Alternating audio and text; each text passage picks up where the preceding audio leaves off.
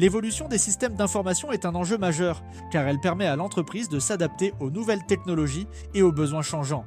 Les SI évoluent en fonction des besoins internes et externes, de l'innovation technologique et des attentes des utilisateurs. Voyons comment ces évolutions se manifestent à travers différentes typologies.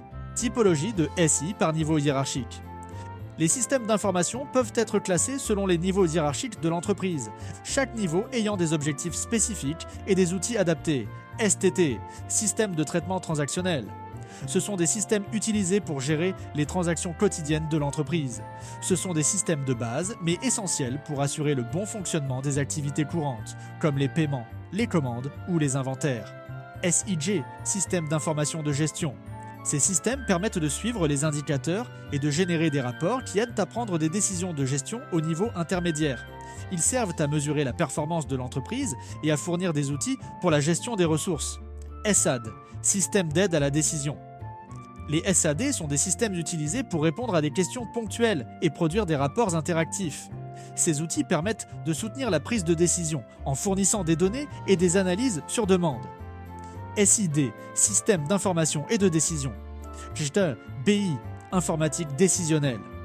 Ce type de système permet l'agrégation de données provenant de différentes sources pour faciliter la prise de décision stratégique. L'utilisation de technologies comme l'ETL, Extract, Transform, Load est courante pour intégrer et analyser ces données. Typologie de SI par approche fonctionnelle. D'un point de vue fonctionnel, les SI peuvent être classés en fonction des processus qu'ils soutiennent au sein de l'organisation. Voici les principales catégories: CRM, GRC, gestion de la relation client. Ce système se concentre sur la relation client, en facilitant la gestion des interactions, le suivi des ventes et le service après-vente. Il aide l'entreprise à mieux comprendre les besoins des clients et à améliorer leur expérience. SIRH, système d'information des ressources humaines. Il s'agit des systèmes qui gèrent tout ce qui concerne les ressources humaines, recrutement, gestion des carrières, paie, formation, etc. Ces systèmes permettent d'optimiser la gestion du capital humain dans l'entreprise. SCM, Supply Chain Management, gestion de la chaîne logistique. Les SCM sont des systèmes qui suivent les flux physiques des produits et des matériaux, de la production à la distribution. Ils permettent d'optimiser la chaîne d'approvisionnement et de réduire les coûts tout en améliorant la performance. De finance et comptabilité. Ces systèmes soutiennent l'activité financière de l'entreprise en assurant la gestion des flux financiers, la comptabilité, la gestion de trésorerie et la production des états financiers. Typologie d'applications. Les applications informatiques au sein des SI peuvent être classées selon leur nature et leur mode de développement. Progiciel. Ce sont des applications standardisées, déjà développées et commercialisées. Elles offrent des avantages en termes de coûts et de délais réduits et sont généralement mises à jour régulièrement. Toutefois, elles manquent parfois de souplesse, car elles sont rigides et ne peuvent pas toujours être adaptées aux besoins spécifiques de l'entreprise. Applications spécifiques. Sur mesure. Ce sont des applications développées spécifiquement pour les besoins de l'entreprise.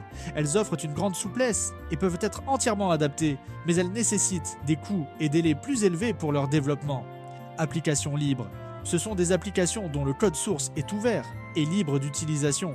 Elles offrent une grande flexibilité, mais peuvent nécessiter un certain niveau de compétences techniques pour leur personnalisation. Applications propriétaires. Contrairement aux applications libres, ces applications sont soumises à des restrictions.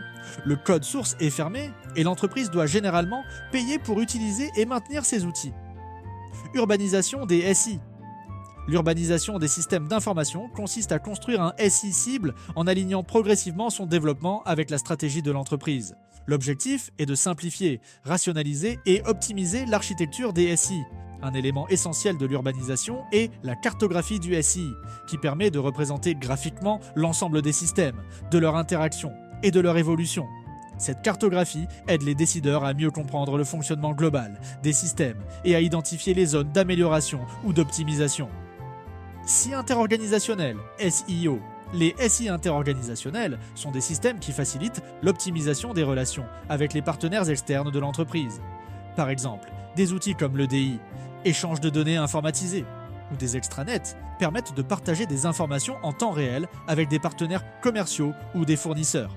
Ces systèmes sont essentiels pour améliorer la collaboration avec les partenaires externes et garantir une gestion fluide et efficace des relations interentreprises.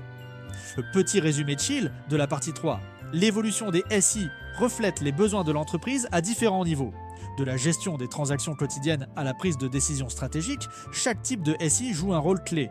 L'urbanisation permet de mieux structurer et aligner les systèmes avec la stratégie, tandis que les SI interorganisationnels favorisent dans la collaboration avec les partenaires externes.